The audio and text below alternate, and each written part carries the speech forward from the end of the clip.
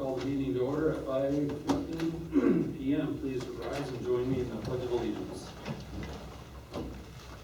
Pledge allegiance to the flag of the United States of America and to the republic for which it stands, one nation, under God, indivisible, with liberty and justice for all. Mr. Zerlo, would you please conduct the roll call? Legislators Henry and Rosenquist have asked to be excused. Mr. Castine. Present. Mr. Conroy. Here. Mr. Hall. Here. Mr. Hughes. Here.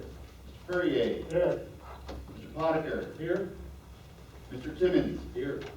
Ms. Waldron. Here. All legislators have received a copy of the stenographer's minutes of the December 16, 2020 regular session. If there are no additions, deletions, or corrections, I will entertain a motion to accept the minutes as presented. I have a motion. Motion. Motion by Wendell, second by Rick. All in favor? Aye. Opposed? So moved. Not seeing anybody in the audience, I think we will be able to skip past that, and we expect to be listening to John's address us in a little while. So we will now go on to the committee reports. Each legislator chairs one of the 10 standing committees, and I will call on the chairperson of each committee in alphabetical order by committee, starting with Buildings and Grounds. Thank you, Mr. Chairman. Building and Grounds Committee meeting was canceled. Mr. Cleveland has reported that his staff is doing additional deep cleaning of county facilities, including isolation and quarantine space, due to the rising COVID numbers in the community. Mr. Cleveland also reported that his staff is prepared for snow removal operations. All equipment is in good working order, and ice melt is on hand. Resolution 840 has been pulled and placed on the agenda under Waive Rule 13.2. End of report. Okay, Children and Family Services, Legislator Potiker. Thank you, Mr. Chairman. Children and Family Services Committee, the Department of Social Services, in conjunction with Friends of the North Country, received approval for the Emergency Shelter Grant, Coven ESGCV, for eviction prevention. The Office of Temporary Disability Assistance should be releasing funds in the amount of $341,785 to Friends of the North Country in early 2021. Funds will be used to pay back rent for individuals, families that are at risk of eviction due to lost wages as a result of COVID. In addition, the department has been advised that there should be another round of funding the first quarter of 2021. The Home Energy Assistance Program, HEAP, has processed approximately 2,200 applications since HEAP opened November 2nd, 2020. In addition, caseloads have remained fairly flat, public assistance, SNAP, and Medicaid during the pandemic. Child Protective Services continues to see a significant increase, 35%, in educational neglect cases as a result of children not participating in remote learning. All services continue to be provided. End of report. The Finance Committee was pulled on Resolution 822 on December 2020. And I would just like to thank the board for their efforts in passing the 2021 budget. We are very hopeful for a better year in 2021. End of report. Mr. Chairman, back to economic development, I will, on behalf of Legislator Rosenquist, just mention that Resolution 821 is on the agenda this evening. Thank you. Health, Legislator Walker. Yes, we have our very own Mr. Canoza here tonight. Local celebrity. Our local celebrity to present and provide a brief update. Welcome, John. I appreciate it. Good evening, everybody. I just figured I'd start off with a case update for you a little bit and then merge into some good discussions about our vaccine planning. I think it's going quite well. Just to start off, as of last night, we have 25 new cases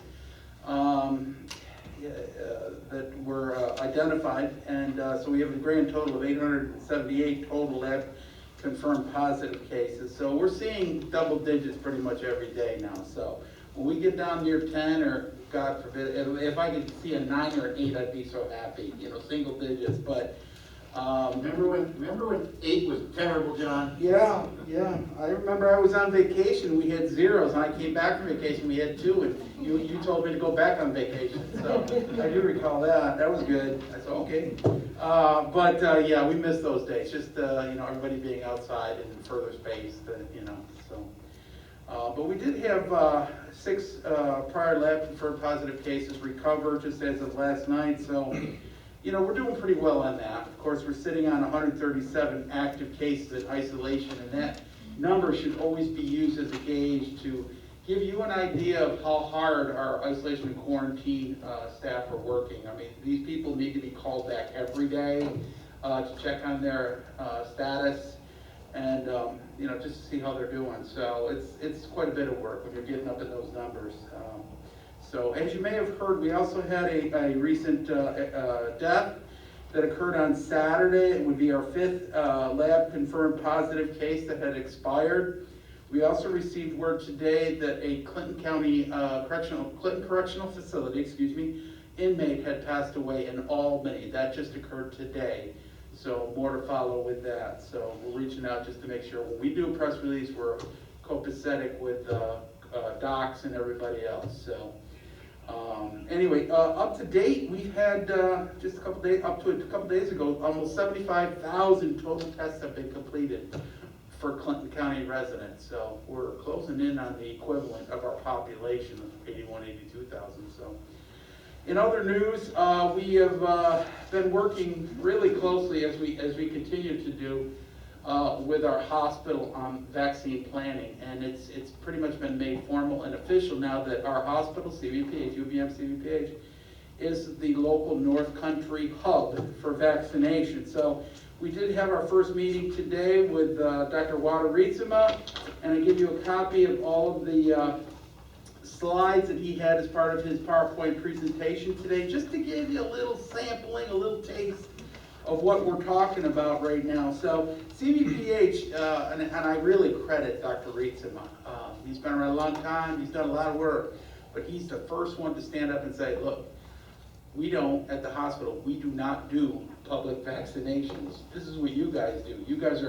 You can do this in your sleep, and my ladies have said that. Our nurses, we can do a pod clinic, a point of distribution clinic in our sleep. So, and we're pretty proud of that. So, we have done a lot of planning all the way through the latter half of 2020, and more important than that slideshow document that I handed out to you, this is our COVID-19 vaccination response plan. Okay, we did this in November, in the middle of submitted to the state of New York in November and signed off on. So you can see it's quite a thick document. It's got a lot of fluff in there, but this is basically the meat and potatoes of what we're doing. And we're basically looking at having point of distribution clinics, as we always have, at our 3 primary large pod clinic sites, including the Crate Center, SUNY Fieldhouse, and also the Senior Center just up the street here. So, but this year, we know that COVID, the supplies of vaccines coming to all counties, is going to be very limited to limited in the beginning. So we know we're only going to be getting small batches, 500 here, maybe 2,000 there. With that, and with the plan to also outreach to our rural communities, we are looking at augmenting this large plan here with a couple extra pages that says, in addition to these large pod sites, the Fieldhouse and the Crate, we're also looking at Champlain EMS, Saranac Fire Department Station 1, Ellenburg Depot, and Keysville Fire Department. Now, if you just do the quick map in your head, you're seeing that I'm trying to get to all 4 corners of the county right there. So we need to do that in addition to our pod clinics that we're going to have here. This is in addition to, okay? So, and I think it'll serve killing 3 birds with 1 stone. That's what we're trying to do here. I think something that's important to note is in not so much here, because we have, John and his team have a good relationship with the hospital, and the hub hospital happens to be our hospital. So. Yeah. But the early on, when vaccinations have to be given to medical professionals and everybody else that's included in 1As and potentially 1Bs, that in fact will take place at the hospital. At the hospital, And then, we're happy about then that. the plan Yeah. is, when more vaccine arrives and more categories are eligible to receive, is when John's pod system, what he just described to you, that's when public health will be involved. Yes, absolutely, thank you, Mike, that's good. You saw what I was saying, you said, well, you got a middle chapter you're missing here, I understand that. Yes, the hospital is getting very limited dosages right now, obviously they're taking care of not all of their staff, not all of their nursing and doctor staff, just those that have closest proximity and highest risk to their patients. Those are the ones that come first. And they're gonna work that up over time. They're working on their own EMTs right now. But we're also working towards not only the county coroner, his deputy, and local funeral directors in our area, but also EMTs from all of our fire stations being next in line in that phase 1A tier to become vaccinated. So that's what they're looking at now. But again, very limited quantities we're getting. So you work with what you're getting, the volume and the amount of shots that you're getting, and you tailor it to fit those needs for those people that you need to get. So next up on the block will be senior citizens 65, 75, other healthcare providers, doctors outside of the hospital that will need it. My own doctor's asking me, 5 to 6 weeks, what do you want me to tell you?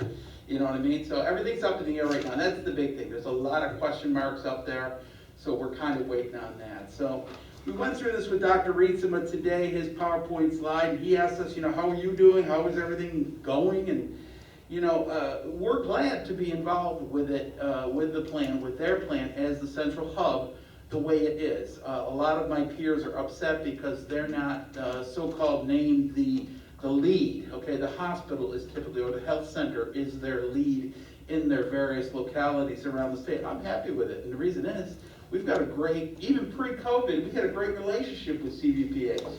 I like to believe we communicate better than anybody else in the state of New York, and that's what it's all about.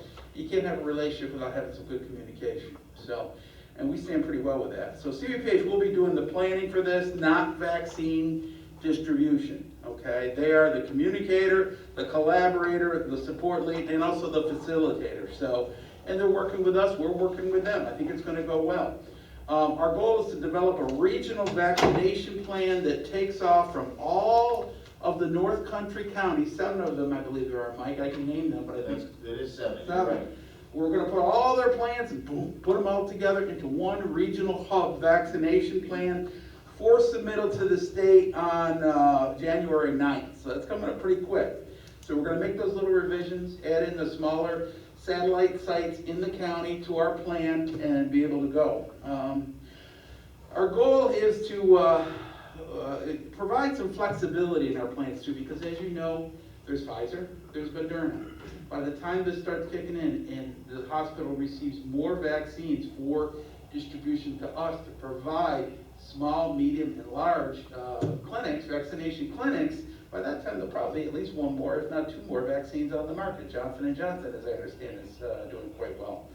So, and of course, we'll have to follow the state's lead on the different tiers of testing. As we mentioned, phase 1A, and then there'll be phase 1B. So, make no mistake, as Molly Riley mentioned today, Michael, the state will be the one guiding us to tell us, okay, now you're in tier 1A, now you're in tier 1B. They're gonna tell us how that's gonna go. So they have that control in this game. So I think we'll be all right. I think we'll be good with it. We've been working with them all these months, passed by almost a year now. So what we're looking at is, because we have such a solid structure, a good team relationship with our hospital and our other partners, SUNY and what have you, I think we're gonna be in good shape as long as we maintain solid communication and some flexibility to shake and bake with the new changes, new challenges that come every day. Because every day is a different day. These things change. They turn on a dime, and you got to be able to keep up with it. So John, if I know John Canosa, he's gonna end his remarks by saying what people still should do in this community, John. What they So the good people in the northern tier will hear that on tape tonight. Oh, very good. Oh, absolutely, yes. Do not stop, cease, or think about slowing down your preventative measures out in the community when you're out in public. I mean, especially, oh boy, especially with the Christmas holiday coming up and New Year's after that. A lot of hugging. I say it all the time. There's going to be a lot of hugging and kissing out there. Just make sure you know who the hell you're hugging and kissing out. Don't be, just your house. Just your house. Your own immediate family. Please keep it to that first of all. If you're sick, stay home. Wear a mask. And I say that with a superlative after it. Wear a mask, damn it. Please. And try to maintain 6 feet from people. I see a lot of our public, just so you know, they are really good. But there's always 1 or 2 stringing people. I met a guy in the store the other day, and he was like, well, where the hell's your mask? What are you doing standing next to me? Well, what's going on with this? This is not good. So I understand, the whole personal freedoms thing, but these are different times. You need to protect others, and we need to protect you. So keep doing what you're doing, and maybe do it even better, but keep it local, keep it small when you're having your gatherings. I guess I'll close with that. So I wanted to update you. It was very important about the vaccination. I think we're starting to roll right now. So we'll see how much we get. Everything depends on how much vaccine we get. So, any questions? Calvin? First of all, this is shown worldwide here, so. Oh, dear. Just another thing. Oh, boy. The second dose, Pfizer is gonna be kept at 94 degree Fahrenheit, 80 degrees Celsius. How are we able to do that good? Because Yeah. how big a gap in time is there between the first and second dose? There's at least, I can't recall, one is Moderna has one and Pfizer has another. It's 2 to 4 weeks, that's all I know, okay? And that's gonna be a very tricky challenge when everybody's getting shots. If I could get up in front of the entire county population and say, listen, just remember what shot you're getting, please. Because there'll be people that won't remember, like, oh, no, what are you doing? Come on, this is very important, because you cannot mix the shots, okay, obviously. And you should get a card after your first shot to tell you when you need to be back for your second shot, so it's very important. The Pfizer vaccine that we've received to date, the hospital has the facility to keep it at proper temp. That must be kept at their facility. It cannot be moved to alternative facility. As we just mentioned, the CUPH is the hub for the North Country, so they received all that. People from Watertown Hospital, if they want to get a shot, as they should, they need to come here. And as I understand, this past weekend, they were coming here to get their shots. We cannot move that vaccine. Because that vaccine is so, for lack of a better word, temperamental. That's a calmer word. It's very temperamental. It needs to be, it's going to be a challenge for us to serve that rather than provide the Moderna, which is much more amenable to just regular freezer temperatures and handling. So the Pfizer vaccine has to be pulled out of the deep freezer, reconstituted, shots given, and then you've got you start your stopwatch amount of time, 6 hours, I believe it is. Don't quote me on that.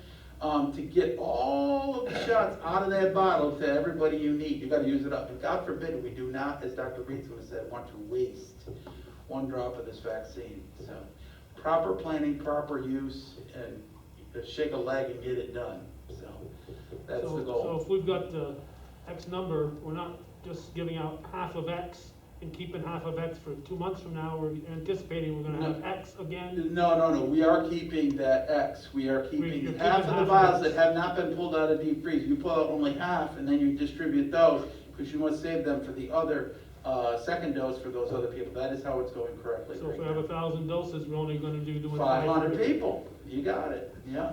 Yes.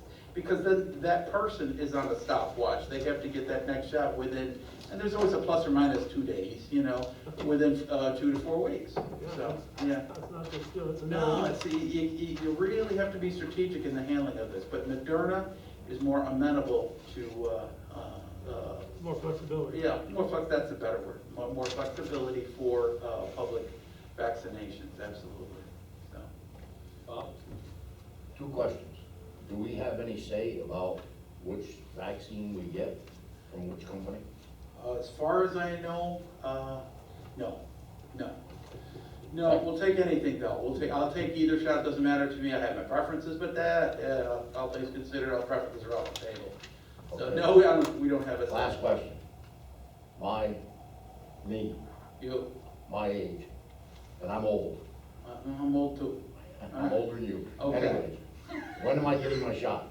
When are you getting your shot? I can't tell you how many people that call, want to know when they're getting their shot, and when. Give me a hypothetical. So When- Mr. Hall would be in the, He said the old words, and to me, That- senior with citizen. no underlying. So I'm condition. thinking, sometime within the next 3 months, preferably in the next 2 months, most likely. That's my That far out. opinion. Don't, that far, that's pretty damn That's good. That's pretty That's the quick. best you're gonna get now, I'm I thought telling that you. was a good I'm just one. being honest with you, you know? Well, honestly, that's not good enough for me. I want it. I know, all right, you sound like my kids, okay, I like that, that's good. Want it now, let's go, I hear you there, I definitely understand that, I would like it sooner than later, but you gotta also remember, as soon as you get that first shot, you're not done wearing a mask, you're not done, not kissing everybody, you still will need to mind your, social activities until after the second shot, and then, at least 4 weeks after that. So it's got to build up in the body,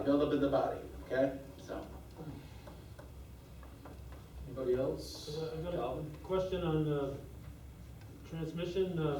Is it possible for somebody to not test positive and still transmit it? Like, you got the germs on you, but it doesn't affect you?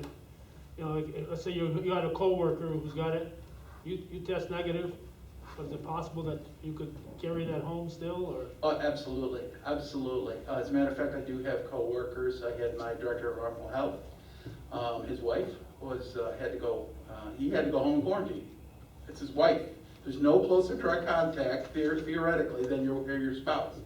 And I've also had a couple staff people that had to go home too and work. So the virus, not as much, first of all, but yes, the virus does live so that's why everybody's to watch their hands. So even if you're not a positive, there is still a slight chance of passing it on. Yes, spreading it, because it hangs on you sneakily. You don't have any symptoms for Everybody's. a good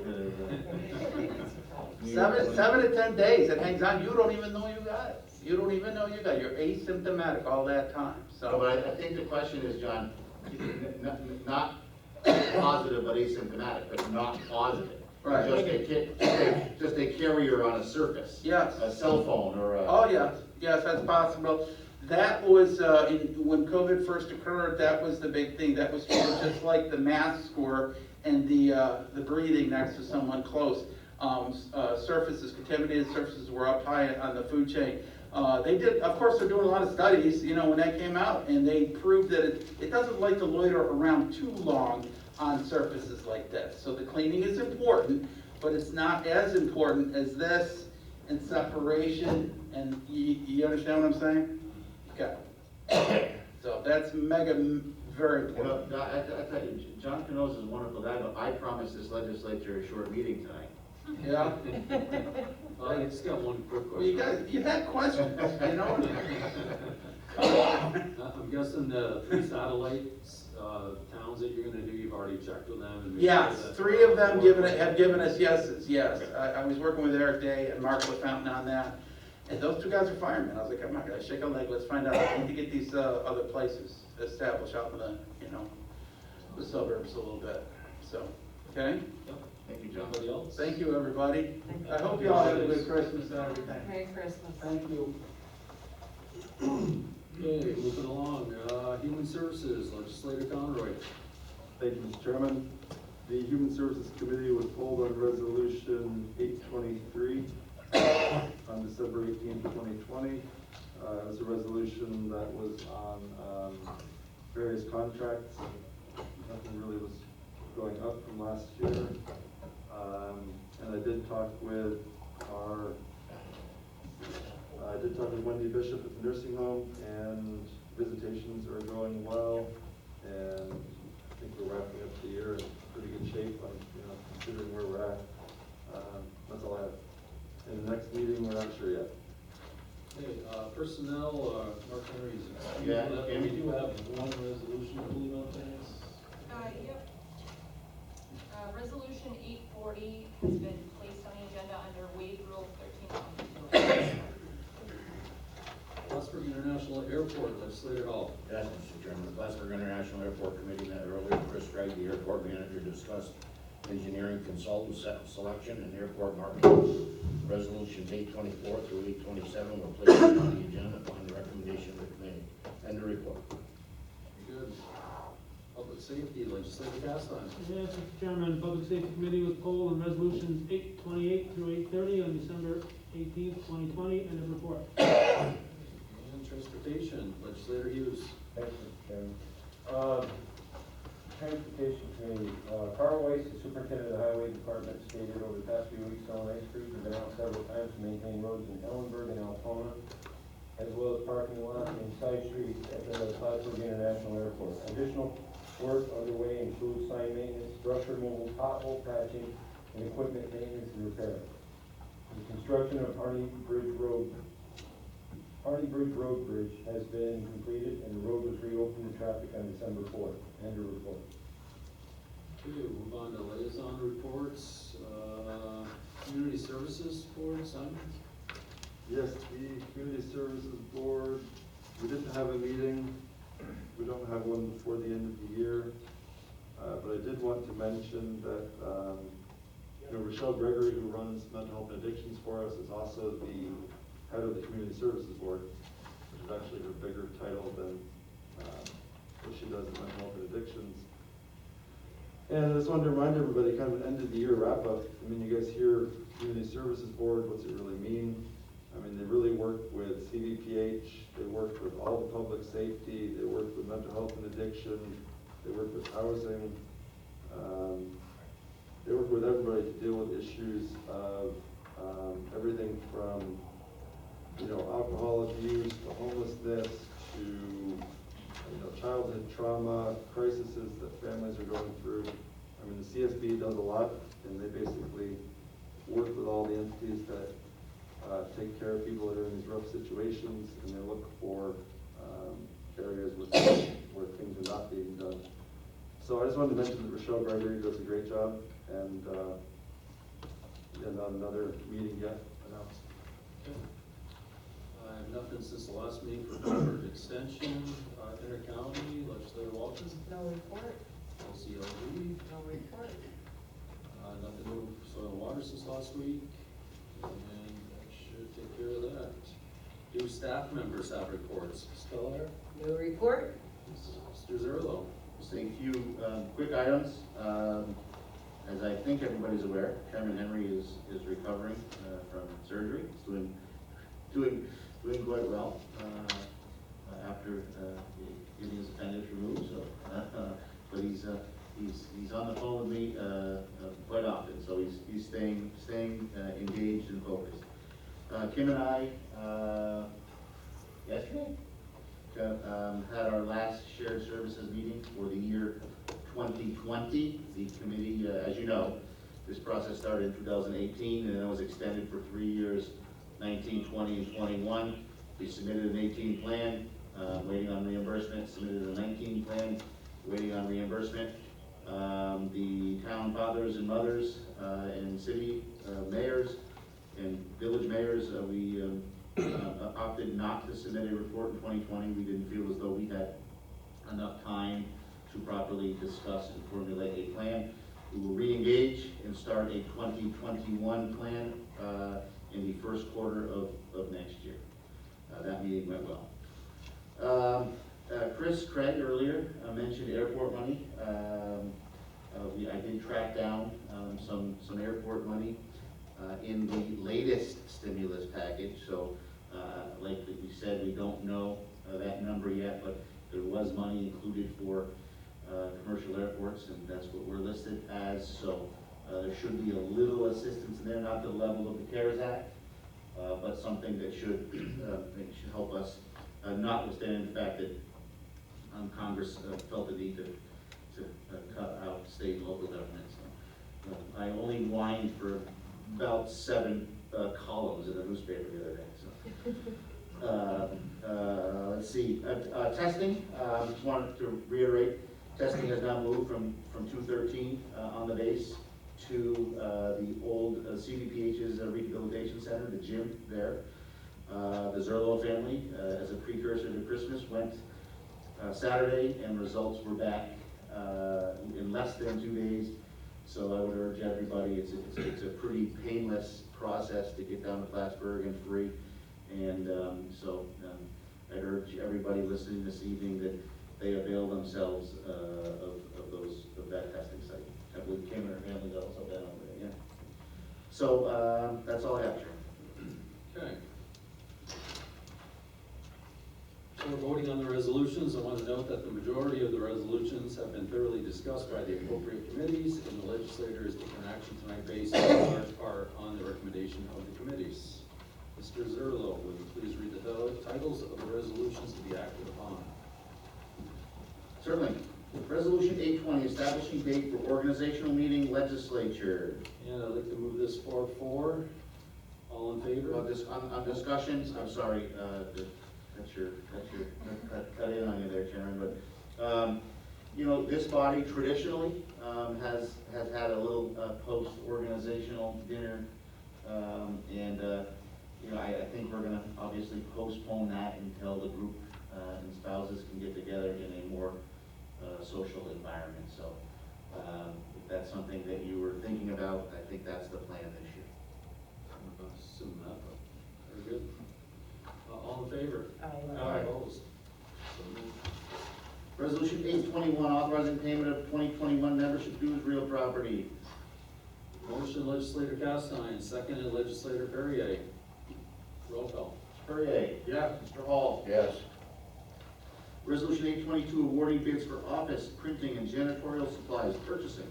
Motion legislator Castine, seconded legislator Hall. All in favor? Aye. Opposed? So moved. Resolution 823, authorizing various contracts for the year 2021 nursing home. Motion legislator Conroy, seconded legislator Hughes. Roll call.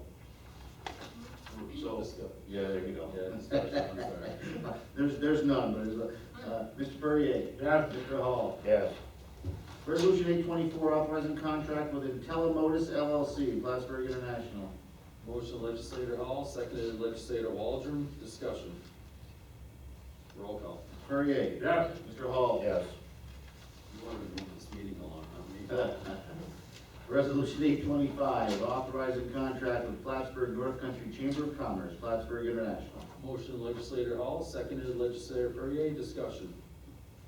Roll call. Mr. Perrier. Yes. Mr. Hall. Yes.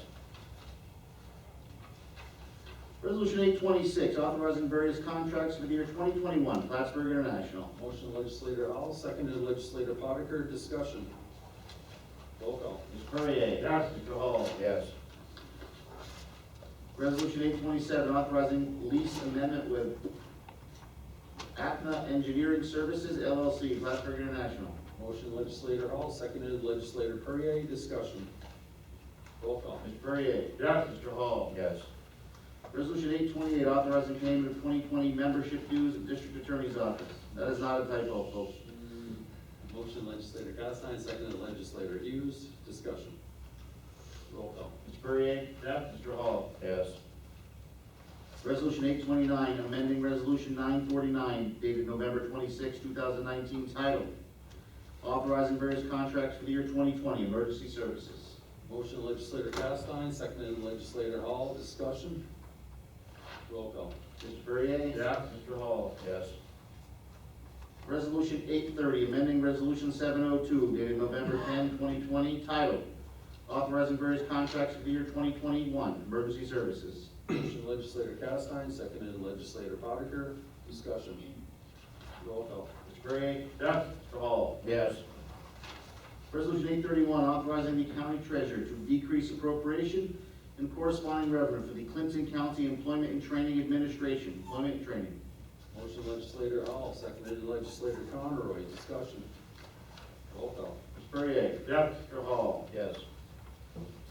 Resolution 832, authorizing the county treasurer to establish appropriation and corresponding revenue for Workforce Innovation and Opportunity Act grant employment and training. Motion legislator Castine, seconded legislator Hall. Discussion? Roll call. Mr. Perrier. Yes. Mr. Hall. Yes. Resolution 833, authorizing the county treasurer to establish appropriation and corresponding revenue for the Workforce Innovation and Opportunity Act grant, employment and training. Motion legislator Conroy, seconded legislator Hughes. Discussion? Roll call. Perrier. Yes. Mr. Hall. Yes. Resolution 834, authorizing the county treasurer to establish appropriation and corresponding revenue for the Workforce Innovation and Opportunity Act grant, employment and training. Motion legislator Hall, seconded legislator Perrier. Discussion? Roll call. Mr. Perrier. Yes. Mr. Hall. Yes. Resolution 835, authorizing the county treasurer to decrease appropriation and corresponding revenue for the Workforce Innovation and Opportunity Act grant, employment and training. Motion legislator Hughes, seconded legislator Boddicker. Discussion? Roll call. Mr. Perrier. Yes. Mr. Hall. Yes. Resolution 836, authorizing the county treasurer to decrease appropriation and corresponding revenue for the waterfront revitalization program grant planning. I don't know. I don't know. 836.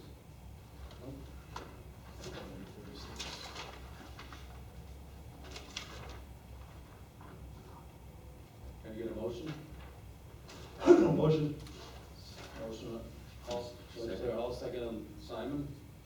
Discussion? All in favor? Aye. I think it's a roll call. Oh, it's a roll call, I'm sorry. Mr. Perrier. Yes. Mr. Hall. Yes. Resolution 837, authorizing the county treasurer to make necessary transfers to and from accounts treasurer's office. Motion legislator Hall, seconded legislator Waldron. Discussion? All in favor? Aye. Opposed? So moved.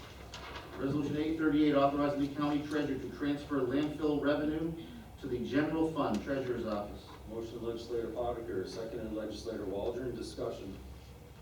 Roll call. Mr. Perrier. Yes. Mr. Hall. Yes. Resolution 839, authorizing the county treasurer to close various capital projects treasurer's office. Motion legislator Waldron, seconded legislator Hall. Discussion? All in favor? Aye. Opposed? So moved. Motion to waive rule 13.2. So moved. Seconded Simon. Yep. All in favor? Aye. Opposed? So moved. Resolution 840, approving backfill of permanent part-time cook position at nursing home. Motion legislator Conroy, seconded legislator Castine. Discussion? All in favor? Aye. Opposed? So moved. Resolution 841, authorizing contract with G&E Extinguishers LLC, Buildings and Grounds.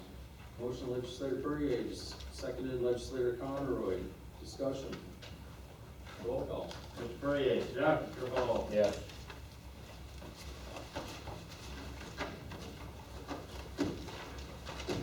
Anybody have anything else? Yes, I do, Chairman. Yes. I would like to just introduce the idea to people. Hopefully, this is kind of rushed because this is partially in response to our email last night on the annex. So it's a draft resolution that I would like you all to entertain discussion on right now. Ideally, if we can work out some details and get it roughly figured out, I would like to entertain the idea that after the discussion, we could at least take some kind of poll, and if we're okay with it, or we could potentially even do a vote. This is my notes on it. Okay. We could potentially even do a vote if we wanted to. My point is, I want to show that we can have an immediate response, not only to the annex, but to COVID in general. And we've been 9 months with it. We've had federal response, we've had state response. So for me, this is a way the county could put in $100,000 of tobacco settlement money, which would be from 2020 and 2021.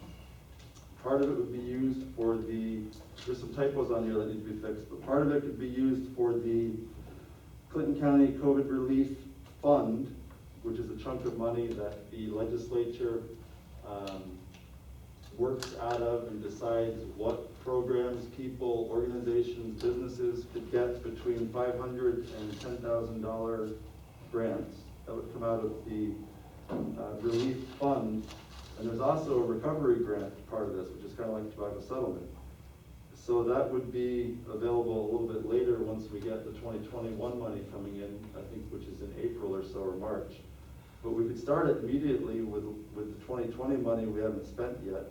We saved it for an emergency. I consider this an emergency. Typically, Simon, what we usually do, if it's tobacco money and it goes to economic and development, Absolutely. or it would be finance committee if we wanted to do at the next, either of those meetings to do discussion on it. Yep, I absolutely respect what you're saying, Mr. Chairman, but I would like to continue to just introduce this to you all so you can understand it. So it would be known as the CRG, which is the Clinton County COVID Relief Fund and Recovery Grant. It's just a chunk of money we have in the legislature. It's only here for 2021. At the end of 2021, it's all gone. We've spent it. We start back with regular tobacco settlement style. So it's using tobacco settlement money from 2020 and 2021. Very similar criteria to the tobacco settlement. It's to improve people's quality of lives and improve socioeconomic status of people in Clinton County. The way they get it, half of the money is going to be just like tobacco settlement. You come into finance or economic development, you pitch your idea, you mail it to the county, we talk about it, we decide if we get the money or not. The only difference is, instead of just organizations, I would like to add in businesses and individuals. So a person could come to us and say, I got fired, I lost my job, I'm trying to start a new daycare business, and they could ask for 500, 1,000, 5,000, 10,000, and who knows what they would get. That's an individual.